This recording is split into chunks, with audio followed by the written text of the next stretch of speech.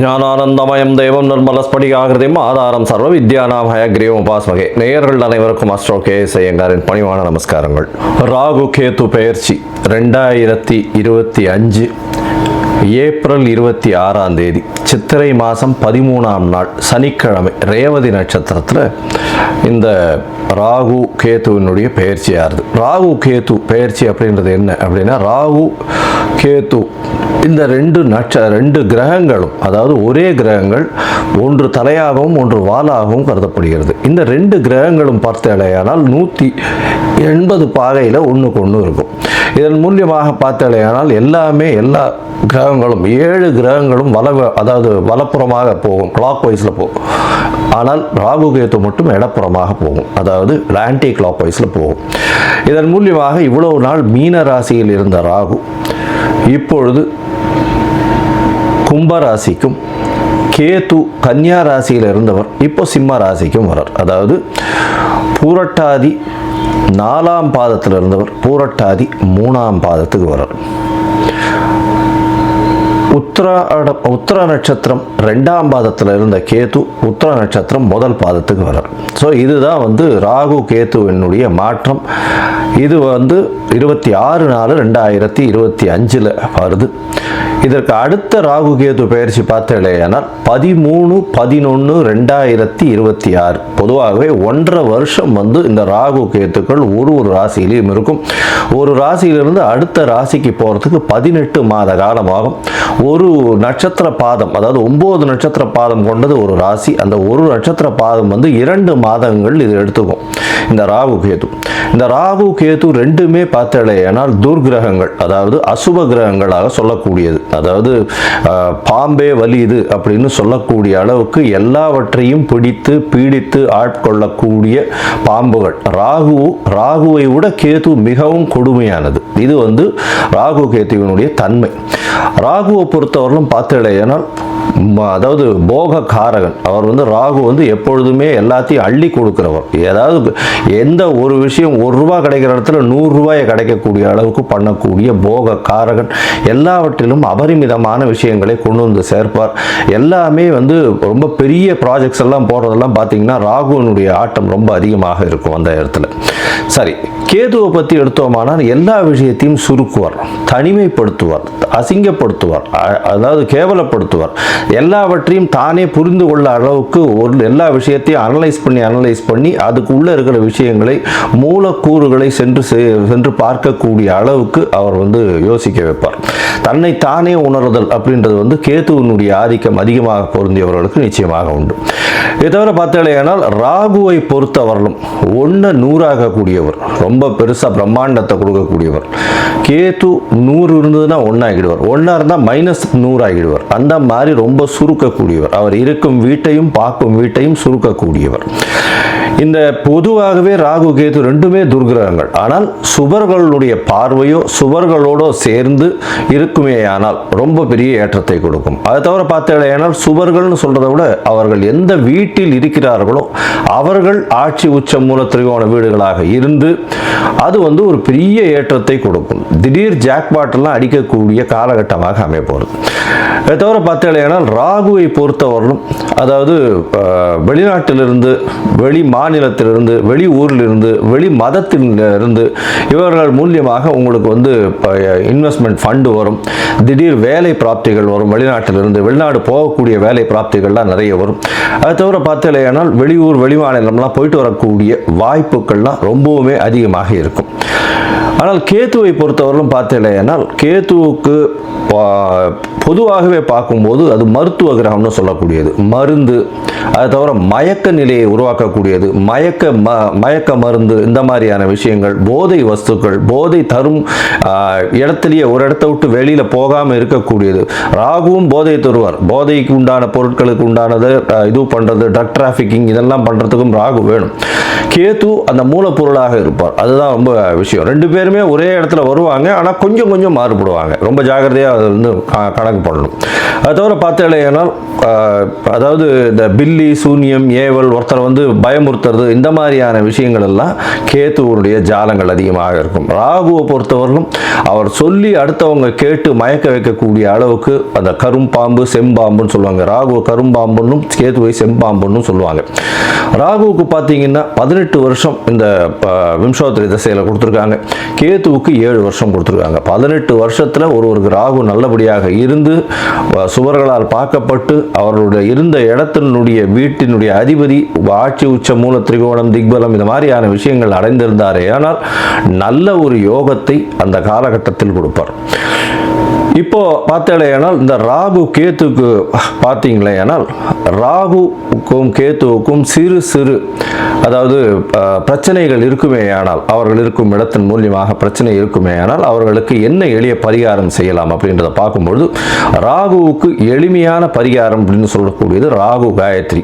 ராகு காயத்ரி அப்படின்றத சொல்றோம்னா ஓம் நாகத்வஜாய வித்மஹே பத்மஹஸ்தாய தீமஹி தன்னோ ராகு பிரச்சோதயாத். நான் திருப்பியும் சொல்கிறேன். ஓம் நாகத்வஜாய வித்மஹே பத்மஹஸ்தாய தீமஹி தன்னோ ராகு பிரச்சோதயாத் அப்படின்றது ராகு காயத்ரியும். கேதுதா காயத்ரி அப்படின்னு சொல்லக்கூடியது ஓம் அஸ்வத்வஜாய வித்மஹே சூலஹஸ்தாய தீமஹி தன்னோ கேது பிரச்சோதயாத் அப்படின்றதையும், அதாவது திருப்பியும் சொல்கிறேன். ஓம் அஸ்வத்வஜாய வித்மஹே சூலஹஸ்தாய தீமஹி தன்னோ கேது பிரச்சோதயாத் அப்படின்றது ஒரு நாளைக்கு ராகுவினுடைய காயத்ரி 7 முறையும் கேதுவினுடைய காயத்ரி 4 முறையுமாவது சொல்வதன் மூலியமாக ராகு கேத்துவுக்கு செய்யக்கூடிய எளிய பரிகாரமாக சொல்கிறோம். அது தவிர பார்த்தேன்னா ராகு கேத்துவுக்கு வேற என்னென்ன அப்படின்னா ராகுவுக்கு உண்டான கடவுளாக சொல்லக்கூடியது வந்து இந்த பத்ரகாளி, மிகுந்த கோபத்தில் இருக்கக்கூடிய ஆக்ரோஷத்தில் இருக்கக்கூடிய கடவுள்கள். அது தவிர பத்ரகாளி, அதுக்கப்புறம் பார்த்தேன்னா இந்த இது ஐயனார் அந்த மாதிரியான இதுவில் சொல்லுவோம். அது தவிர பார்த்தேன்னா இந்த பிரத்யங்கரா இவங்கெல்லாம் ராகுவுக்கு உண்டான தெய்வங்களாக சொல்லக்கூடியது. அதுக்கப்புறம் பார்த்தேன்னா நரசிம்மர் ராகுவுக்கு உண்டான தெய்வம். ஏன்னா மிகுந்த கோபத்தோடு ஆக்ரோஷத்தோடு இருக்கக்கூடியவர். இதெல்லாம் வந்து இந்த தெய்வங்கள் எல்லாமே வந்து ராகுவுக்கு உண்டான பரிகார ஸ்தலங்களாக இந்த தெய்வங்கள் இருக்கக்கூடிய இடத்த இது பண்ணலாம். அது தவிர பார்த்தேனால் இவர்களுக்கு எலுமிச்சம்பழம் மாலை, எலுமிச்சம்பழம் இதில் வந்து நல்லெண்ணெய் விட்டு இது ஏற்றுறது, எண்ணெய் விட்டு திரி போட்டு விளக்கு ஏற்றுறது. அது தவிர பார்த்தேனால் பூசணிக்காயை 2ஆக கட் பண்ணி அதில் இருக்கிற சதப்பத்தை எடுத்துட்டு எண்ணெயை விட்டு ஏற்றுறது. இதெல்லாம் வந்து ராகுவுக்கு உண்டான தோஷங்களை நிவர்த்தி செய்யக்கூடியது, ராகுவுக்கு உண்டான எளிய பரிகாரங்களாக சொல்லக்கூடியது. அது தவிர பார்த்தீங்களேனா இந்த இது கேத்துவுக்கு உண்டானது என்ன அப்படின்னா விநாயகரை சொல்வார்கள். அது தவிர ஆஞ்சநேயர், அதாவது தலை மாறியவர்கள், அதாவது விநாயகரும் சரி ஆஞ்சநேயரும் சரி இவர்கள் 2 பேரையும் சொல்லுவாங்க. அது தவிர வந்து சித்தர்கள், யோகிகள், ஞான குருமார்கள், குரு பீடங்கள், மடங்கள் இதெல்லாம் சொல்லக்கூடியது. இந்த இடத்துக்கெல்லாம் போய் உங்களால் முடிஞ்ச படிப்புக்கு உண்டான ஏதாவது உங்களால் தானங்கள் செய்ய முடிஞ்சதே ஆனால் இந்த இடத்துல ஒரு நல்ல ஏற்றம் கிடைக்கும். அது தவிர பார்த்தேனால் இந்த இது ஆட்டிசம் சைல்டு, மனநலம் சற்று பேதலித்து குன்றி இருக்கக்கூடிய குழந்தைகள், வளர்ச்சி குன்றிய குழந்தைகளுக்கு உங்களால் முடிந்ததை செய்யும் பொழுது கேத்து பகவானின் மூலியமாக வரக்கூடிய எல்லா பிரச்சனைகளிலிருந்தும் நிச்சயமாக விடுதலை பெறலாம். ராகு வந்து பாம்பு அப்படின்னு சொல்றதுனால கரு நீலம் அவருடைய கலராக சொல்லக்கூடியது. அதே மாதிரி பார்த்தேனால் கருப்பு உளுந்து அது அவருடைய தானியம். கேத்துவுக்கு பார்த்தேனால் மல்டி கலர், அதாவது பல வண்ணங்களை கொண்ட ஷர்ட்டு இல்லைன்னா பல வண்ணங்களை கொண்ட விஷயங்களை தானம் பண்ணிங்கன்னா கேத்துவுக்கு பிரீத்தியாக சொல்லக்கூடியது. கேத்துவுக்கு வந்து கொள்ளு அது வந்து தானமாக கொடுக்கறதோ, கொள்ளு வந்து தானமாக இது பண்ணுறதோ, அது அந்த தானியம் வந்து கொள்ளு வந்து கேத்துவுக்கு உண்டானது.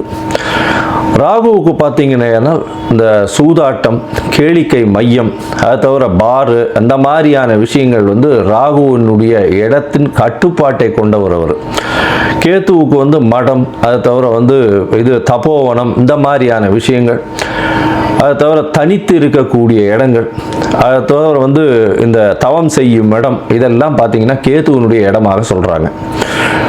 இது தவிர பார்த்தாலேயானால் இந்த ராகுவுக்கும் கேதுவுக்கும் 3-11 பார்வை இருக்குன்னு சில ஜோதிட கிரந்தங்கள் சொல்றது. அதாவது இப்போ பார்த்தாலேயானால் கும்பராசியில் ராகு இருக்கிறதுனால 3ஆம் இடம்னு சொல்லக்கூடிய மேஷத்தையும் தனுசு அப்படின்ற 11ஆம் இடத்தையும் பார்க்கறது ராகு. கேதுவை பொறுத்தவரையிலும் மிதுனத்தையும் துலாத்தையும் பார்க்கும். அவர் இருக்கும் வீட்டிலிருந்து 3-11 7ஆம் இடத்தை எல்லா கிரகங்களும் பார்க்கும். ஏன்னா சப்தம பார்வை உண்டு அப்படின்றத சொல்றது. சரி, இப்போ வந்து ராகுவை பற்றி பேசணும்னா பேசிகிட்டே இருக்கலாம். கிட்டத்தட்ட வந்து ஒரு 3 மணி நேரம் 4 மணி நேரம் கூட கண்டினியூஸாக பேசலாம். ஆனால் இப்போ வந்து நம்ம ஒரு ராசிக்கும் மேஷம் முதல் மீனம் வரை என்னென்ன பலன்கள்னு பார்ப்போம். அதை தவிர தனியாகவே ராகுவுக்குன்னு ஒரு 1/2 hour 1 hour வீடியோ தனியாக போடுறேன். நான் பார்ட் 1 பார்ட் 2 தனியாக போடுறேன். சரி, இப்போ மேஷம் முதல் மீனம் வரை இந்த ராகு கேது பெயர்ச்சியின் மாற்றங்கள் ஏற்றங்கள் என்னென்ன, அவர்களுடைய பார்வை என்னென்ன, என்ன பரிகாரங்கள் செய்யலாம், என்ன கோயிலுக்கு போகலாம் அப்படின்றத பார்ப்போம். இந்த சேனல், என்னுடைய சேனல் பார்த்துட்டு இருக்கவங்க உங்களுக்கு ஜாதகம் பார்க்கணும் அப்படின்னா நீங்கள் என்னுடைய மொபைல் நம்பருக்கு, கீழே கொடுக்கப்பட்டிருக்கிற மொபைல் நம்பருக்கு எனக்கு வாட்ஸ்அப் பண்ணுங்க. உங்களுடைய பெயர், உங்களுடைய தாய் தகப்பனார் பெயர், உங்களுடைய பிறந்த நேரம், தேதி, உங்களுடைய பிறந்த இடம், date of birth, time of birth, place of birth, உங்களுடைய நேம், பேரண்ட்ஸ் நேம், இது வரலாம் அனுப்புங்க. சந்தி இருக்கான்னு பார்க்குறேன். ஏன்னா லக்ன சந்தி, பாத சந்தி இதெல்லாம் பார்க்கணும். சந்திரனுடைய சந்தி இருக்கா, என்ன ஏதுன்னு பார்க்கணும். இதற்கு காரணம் என்ன அப்படின்னா பல வகையான பஞ்சாங்கங்களை உபயோகப்படுத்துகிறார். பஞ்சாங்கங்கள் உபயோகப்படுத்தக்கூடிய இடமும் வந்து பல இடங்கள் மாறுபடும். அதாவது ஸ்ரீரங்கத்து பஞ்சாங்கத்தில் டெல்லியில் பிறந்த குழந்தைங்களுக்கு பேஸ் பண்ணி பார்ப்பா. அப்போது சூரிய உதயமே மாறும். அதனால் சந்தி வரக்கூடிய வாய்ப்புகள் மிகவும் அதிகம். அவங்க வந்து மிருகசீரிஷ நட்சத்திரம் அப்படின்னு நினச்சிட்டு இருப்பாங்க, 2ஆம் பாதம் அப்படின்னு நினச்சிட்டு இருப்பாள். ஆனால் பார்த்தாலேயானால் 3ஆம் பாதத்தில் மிதுன ராசியில் இருப்பாள். இந்த அவள் வந்து 50 வயசு ஆகிட்டு இருக்கும், ரிஷப ராசிக்கு வந்து அர்ச்சனை பண்ணிட்டு இருப்பாள். ஆனால் மிதுன ராசியில் பிறந்திருப்பாள். ஸோ இந்த மாதிரியான மாற்றங்கள்லாம் நிறைய இருக்குது. அதனால் உங்களுடைய ஜாதகத்தை நானே போட்டு அதன் வழியாக சந்தி இருக்கான்றதை பார்த்து உங்களுக்கு உண்டான பலன்கள் என்ன ஏதுன்றதை டிஸ்கஸ் பண்ணுறேன். அதற்குண்டான கட்டணம் என்னன்றது போடுறேன். அந்த கட்டணத்தை செலுத்திட்டு நீங்கள் அப்பாயின்மெண்ட் எடுத்துக்கோங்க. சரி, இப்போது ராகு கேதுவின் பயிற்சி 2025 2026 மேஷம் முதல் மீனம் வரை ஒரு ராசியாக. மேஷம் அஸ்வினி பரணி கிருத்திகை இந்த 3 நட்சத்திரம் 9 பாதங்களை கொண்ட ராசி. ராசியின் அதிபதினு சொல்லக்கூடியவர் செவ்வாய். இந்த ராகு கேதுவின் பெயர்ச்சி பார்த்தால் இவ்வளவு நாளாக ராகு உங்களுடைய ராசிக்கு 12ஆம் இடத்துல இருந்தார். 12ஆம் இடத்துல இருந்து மிகப்பெரிய தொல்லை கொடுத்துட்டு இருந்தார். தூக்கத்தை அடியோடு கஷ்டப்படுத்தி கொண்டிருந்தார். உங்களுடைய மன அலைகள் வந்து ரொம்ப அதிகமாக போகக்கூடிய காலகட்டமாக இருந்தது. இந்த காலகட்டத்தில் வந்து பார்த்தாலேயானால் எல்லா விஷயத்திலையும் செலவுகள் அதிகம், தேவையற்ற செலவுகள் அதிகம், விரக்திகள் கொஞ்சம் அதிகம். இப்போ வந்து இந்த ராகு கேத்துவின் பெயர்ச்சி பெரிய ஏற்றத்தையும் மாற்றத்தையும் உங்களோட வாழ்வில் கொடுக்க போகிறது. ராகு உங்களுடைய ராசிக்கு 11ஆம் இடத்துல வரார். கேது உங்களுடைய ராசிக்கு 5ஆம் இடத்துக்கு வரார். 6ஆம் இடத்துல இவ்வளோ நாளாக இருந்த கேது 5ஆம் இடத்துல வரார். 6ஆம் இடத்துல உடல் நிலையில் பாதிப்பு, அதாவது ருணரோக சத்ரு ஸ்தானத்தில் இருந்தவர் வந்து உடல் நிலையில் பாதிப்பை கொடுத்திருந்தார். இந்த அதாவது என்ன நோயின்னே தெரியாத அளவுக்கு கொடுத்திருந்தார். இப்போ வந்து அவர் வந்து 5ஆம் இடத்துக்கு வரார். 5ஆம் இடம்னு சொல்லக்கூடியது சிம்மம், அந்த இடத்துக்கு வரார். ராகு உங்களுடைய ராசிக்கு 11ஆம் இடம்னு சொல்லக்கூடிய கும்பத்துக்கு வரார். சரி, இந்த 11ஆம் இடத்துக்கு வர்றதுனால என்ன அப்படின்னா 11ஆம் இடம்னு சொல்லக்கூடியது உங்களுடைய அபிலாஷைகள், உங்களுடைய எண்ணங்கள் எல்லாமே நிறைவேறக்கூடிய காலகட்டமாக அமைய போகிறது. நீங்கள் எது நினைக்கிறீர்களோ அது வந்து நிச்சயமாக அமரும். அதுவும் ராகுவே போய் உட்கார்ந்துருக்கார் இந்த காலகட்டத்தில். இந்த 1.5 வருஷ காலத்தில் பார்த்தேடையானால் ராகு சனியோட சேர்ந்து உட்கார்ந்துருக்கார். 11ஆம் இடத்துல சனியோட சேர்ந்து உட்கார்ந்துருக்கார். 2 துர்கிரகங்கள் 11ஆம் இடம் அப்படின்னு சொல்லக்கூடிய ஆபோகுலி ஸ்தானத்தில், அந்த மறைந்த இடம் ஆபோகுலி ஸ்தானம், பணவரவு ஸ்தானம்னு சொல்லக்கூடிய இடத்துல 2 துர்கிரகங்கள் இருக்கிறது மிகவும் ஏற்றம். பொதுவாகவே இந்த துர்கிரகங்கள்லாம், அந்த சனி ராகு இந்த மாதிரியான துர்கிரகங்கள் 11ஆம் இடமெல்லாம் இருந்ததுன்னா 3, 6, 11 இதெல்லாம் இருந்ததுன்னா மிகப்பெரிய ஏற்றத்தை கொடுக்கும். பணவரவிற்கு எப்பவும் பஞ்சம் இருக்காது. செய்யக்கூடிய தொழிலில் அபரிமிதமான யோகத்தை கொடுத்து உங்களுக்கு என்ன வேணுமோ மிகப்பெரிய மாற்றங்களையும் ஏற்றங்களையும் உங்களுடைய வாழ்நாளில் ஏற்படுத்தி கொடுக்கக்கூடிய காலகட்டமாக அமைய போகிறது. இந்த காலகட்டத்தில் பார்த்தீங்கன்னா ராகு 11ஆம் இடத்துல இருக்கிறது ஒரு மிகப்பெரிய ராஜயோகத்தை கொடுக்கும். எல்லா விஷயத்திலையும் பெரிய ஏற்றம் இருக்கும். இருந்தாலும் மூத்த சகோதர சகோதரிகளோட அந்த அளவு ஒரு பிரச்சனைகள் வந்து கொண்டே இருக்கும், பிணக்கு இருக்காது. பண வரவும் பார்த்தீங்கன்னா மறைந்த இடத்திலிருந்து திடீர் பண வரவு வரும். அதுவும் வந்து இந்த ராசிக்காரர்கள், மேஷ ராசிக்காரர்கள், அந்த தண்ணீர் அந்த மாதிரியான விஷயங்கள், கருப்பு சம்பந்த மறைந்த இடத்திலிருந்து இருக்கக்கூடிய குரூடு, பெட்ரோல், இரும்பு சம்பந்தப்பட்ட தொழில், அது தவிர கம்யூனிகேஷன் தொழில், இதெல்லாம் வந்து பண்ணிட்டு இருக்காளே ஆனால் அவளுக்கு பெரிய ஏற்றம். அது தவிர பார்த்தாலேயானால் ராகுவின் மூலியமாக ராகுவின் தொழில்னு சொல்லக்கூடியது இந்த சவுண்ட் மைக்ரேஷன், 2G 3G இந்த மாதிரியான விஷயங்கள், சவுண்ட் மைக்ரேஷன், இதெல்லாம் வந்து ஒரு பெரிய ஏற்றம். அது தவிர பார்த்தாலேயானால் ராகுவிற்கு உண்டான, அதாவது இந்த கலைத்துறையில் இருக்கிறவங்க பார்த்தீங்கன்னா நல்ல ஒரு ஏற்றத்தை காண்பார்கள். புதுசாக ஒரு 2-3 ப்ராஜெக்ட் உங்களுக்கு வரும். ஏன்னா கலைத்துறையில் சின்ன திரை, பெரிய திரை, இவங்களுக்கெல்லாம் வந்து பார்த்தோம்னா பெரிய மாற்றங்கள் அமையக்கூடிய காலகட்டமாக அமையும். ஏன்னா ராகு 11ஆம் இடத்துல போய் இருக்கிறதுனால நிச்சயம் வெளிநாடு டிராவல் ஒரு தூரம் போயிட்டு வருவீங்க. அதாவது வீட்டை விட்டு, நாட்டை விட்டு, ஊரை விட்டு வெளியில் சென்று வரக்கூடிய பாக்கியம் உண்டு. அதுவும் கலைத்துறையில் இருக்கிறவங்களுக்கு பெரிய ஏற்றத்தை கொடுக்கக்கூடிய காலகட்டமாக அமைகிறது. உங்களுடைய ராசியில் இருக்கக்கூடிய அரசியல் பிரமுகர்களுக்கு பார்த்தீங்கன்னா பெரிய ஏற்றம். எல்லாம் திடீர்னு பணம் குவிய ஆரம்பிக்கும். என்ன பண்ணுறாங்கன்னே தெரியாது, அவங்களுக்கு பாட்டுக்கு பணம் குமிஞ்சிட்டே இருக்கும். எல்லா விஷயத்திலையும் அவங்க சொல்கிறது எல்லாமே நடக்கக்கூடிய காலகட்டமாக அமையும். இந்த காலகட்டத்தில் பார்த்தலையானால் ராகு உங்களுடைய ராசிக்கு 3ஆம் இடத்தையும் 9ஆம் இடத்தையும் பார்க்குறாரு. இதன் மூலியமாக பார்த்தலையானால் உங்களுடைய தந்தைக்கு ஒரு சின்ன மனசு, அதாவது உடல் நலத்தில் சற்று பின்னடைவு இருக்கும். உங்களுடைய உடல் நிலையில் சற்று பின்னடைவு இருக்கக்கூடிய காலகட்டமாகவே அமையும். இருந்தாலும் தந்தையின் உடல்நிலையில் நல்ல ஒரு ஏற்றம் கிடைக்கும். ஏன்னா குருவும் வந்து இப்போ அதாவது குரு வந்து 11/5/2025 மாறி அவரே 9ஆம் இடத்தையும் பார்க்கிறார். அதனால் வந்து தந்தையின் உடல்நிலையில் ஏற்றம் கிடைச்சிடும் அதுக்குள்ள. ஆனால் உங்களுடைய உடல்நிலையில் சற்று உன்னிப்பாகவும் கவனிப்பாகவும் இருக்கிறது ரொம்பவும் நல்லது. இந்த காலகட்டத்தில் கேது உங்களுடைய ராசிக்கு 5ஆம் இடத்துல இருக்கார். 5ஆம் இடத்துல இருக்கக்கூடிய கேது குழந்தை பிராப்திக்கு பிரச்சனையை கொடுப்பார். இவ்வளோ நாளாக குழந்தைகள் இல்லை அப்படின்னு இருக்கிறவாளுக்கு குழந்தை பிராப்திக்கு கொஞ்சம் பிரச்சனையை கொடுத்தே தீர்வார். ஏன்னா கேது 5ஆம் இடத்துல இருக்கார். கேதுவை சனி வேற பார்க்கிறார் மூல திரிகோண வீட்டிலிருந்து. அதனால் இந்த காலகட்டத்தில் 5ஆம் இடத்தை சுருக்கக்கூடிய அந்த காரகத்துவத்தை சுருக்கிடுவார். அவர் 5ஆம் இடத்தினுடைய விஷயத்தை சுருக்குவார். அதாவது உங்களுடைய பதவி, புகழ், அந்தஸ்து, கௌரவம், அதை தவிர பார்த்தோம்னா உங்களுடைய குடும்பத்தில் வந்து வாரிசுகள் வர்றது, இதெல்லாத்தையும் வந்து சற்று பின்னடைவு செய்வார். உங்களுடைய குழந்தைகளை விட்டு நீங்கள் பிரிந்து செல்லக்கூடிய காலகட்டம், இதெல்லாம் வந்து வரக்கூடிய வாய்ப்புகள் நிச்சயமாக இருக்கும். இருந்தாலும் பெரிய ஏற்றத்தை கொடுப்பார். அதாவது ஒரு நல்ல சந்தோஷமான விஷயத்துக்கு நீங்கள் பிரிஞ்சு போக வேண்டிய கட்டாயங்கள்லாம் வரக்கூடிய காலகட்டமாக இருக்கும். அதாவது பொண்ணு கல்யாணமாகி போகும், இந்த மாதிரியான விஷயங்கள் இருக்கும். குழந்தை பிராப்திக்கு பார்த்து கொண்டிருக்கக்கூடிய மேஷராசிக்காரர்களுக்கு சற்று தாமதப்படக்கூடிய வாய்ப்புகள் நிச்சயமாக உண்டு. இந்த காலகட்டத்தில் பார்த்தேன்னா உங்களுடைய ராசிக்கு 5ஆம் இடத்துல இருக்கக்கூடிய கேது பகவான் ராசிக்கு 3ஆம் இடத்தையும் ராசிக்கு 7ஆம் இடத்தையும் பார்க்கிறார். இதன் மூலியமாக பார்த்தேனால் உங்களுடைய முயற்சியில் சிறு சிறு தடைகள் வந்தாலும் நிச்சயமாக வெற்றி இலக்கை அடையக்கூடிய வாய்ப்புகள் உண்டு. அது தவிர பார்த்தோம்னா இளைய சகோதரர்களோடு நல்ல ஒரு அண்டர்ஸ்டாண்டிங் இருக்கக்கூடிய காலகட்டமாக இருக்கும். அதை தவிர உங்களுடைய ராசிக்கு 7ஆம் இடத்தை வந்து கேது பார்க்குறார். 7ஆம் இடத்தை, அதாவது துலாத்தை பார்க்குறார். துலாத்தை கேது பார்க்கறது மூலியமாக பார்த்தோம்னா எதிர்பாலினத்தவர் மூலியமாக சிறு சிறு தொல்லைகள் வரக்கூடிய வாய்ப்புகள் நிச்சயமாக உண்டு. பார்ட்னர்ஷிப் பிஸ்னஸில் கொஞ்சம் ஜாகிரதையாக இருக்கிறது ரொம்பவும் நல்லது. அதை தவிர பார்த்தீங்கன்னா பார்ட்னர்ஷிப் பிஸ்னஸில் பார்ட்னருடைய கை ஓங்கி இருக்கக்கூடிய காலகட்டமாக அமைய போகிறது. உங்களுடைய ராசிக்கு சொந்த தொழிலில் பெரிய அபிவிருத்தி இருக்கும். ஏன்னா 10-11 அதிபதி 11ஆம் இடத்துல இருக்கிறதும் ராகுவோடு சேர்ந்து இருக்கிறதுனால அபரிமிதமான ராஜயோகத்தை கொடுக்கக்கூடிய காலகட்டமாக அமைப்பது. மொத்தத்தில் இந்த ராகு கேத்துவின் பயிற்சி உங்களுக்கு வாழ்நாளில் ஒரு பெரிய ஏற்றத்தையும் மாற்றத்தையும் உங்கள் வாழ்நாளில் கொடுக்க போகிறது. இந்த காலகட்டத்தில் வந்து நீங்கள் அருகில் இருக்கக்கூடிய, அதாவது திருக்காலச்சேரி அப்படின்ற இடம் இருக்குது, அந்த இடத்துக்கு போய் அங்கே இருக்கக்கூடிய திருக்காலச்சேரியில் போயிட்டு அங்கே ராகு கேத்துவின் தோஷங்கள் தீர்க்கக்கூடிய விஷயங்களை செஞ்சுட்டு வாங்க. அது தவிர எளிய பரிகாரங்களும் சொல்லியிருக்கேன், அதை பண்ணுங்க. பண்ணுறதன் மூலியமாக ராகு கேத்துவினுடைய இந்த கோச்சார மாற்றம் உங்களுக்கு பெரிய ஏற்புடையதாக இருக்கும். அதாவது தசாபுக்தி சரியில்லாமல் இருக்கிறவங்களுக்கு கோச்சாரம் நல்லபடியாக இந்த காலகட்டத்தில் இருக்குமே வேணுமே, ஆனால் இந்த காலகட்டம் நிச்சயமாக உங்களுக்கு ஏற்றத்தை கொடுக்கும்.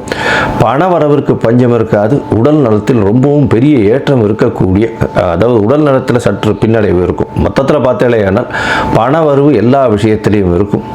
உடல் நலத்தில் சற்று பின்னடைவு இருக்கக்கூடும். மூத்த சகோதர சகோதரிகளோடு சற்று பிணக்கு ஏற்படக்கூடிய வாய்ப்புகள் உண்டு. அரசியல்வாதிகளுக்கு நல்ல ஒரு ஏற்றமான காலம். மருத்துவர், அது தவிர பொறியியல் வல்லுநர்கள், இந்த கம்யூனிகேஷன் வியாபாரம் பண்ணுறவங்க, இவங்களுக்கெல்லாம் பெரிய ஏற்றம் கிடைக்கக்கூடிய வாய்ப்புகள் நிச்சயமாக உண்டு. உங்களுடைய ராசிக்கு குழந்தை பிராப்திக்கு சற்று நிதானம் தேவை. இந்த காலகட்டம் அந்த அளவுக்கு சரி வராது.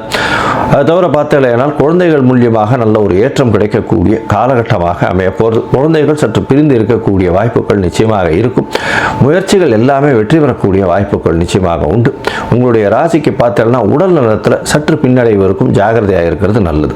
மொத்தத்தில் இந்த மேஷ ராசிக்காரர்களுக்கு பெரிய ஏற்றம் மாற்றம் வரக்கூடிய காலகட்டம் 95% ஒரு பெரிய ஏற்றத்தை கொடுக்கக்கூடிய காலகட்டமாக அமைய போகிறது.